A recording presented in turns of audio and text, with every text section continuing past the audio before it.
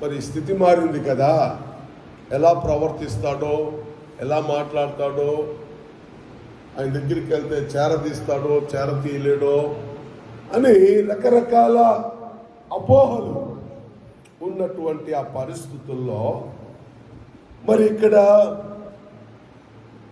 ఒక మంచి ఆధ్యాత్మికంగా మన యేసయ్య నిన్న నేడు నిరంతరము ఏకరీతిగా ఉన్నవాడు.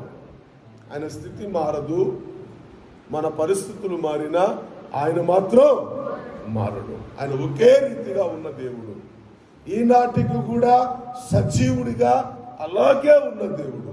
ఆయనలో మార్పు లేదు, ఆయనలో పాపం లేదు, ఆయనలో ఎటువంటి శుద్ధమున్న కూడా కొంత దోషము కూడా ఆయనలో కనపడదు. అయితే అదే పరిస్థితుల్లో ఇక్కడ మనం రాజుని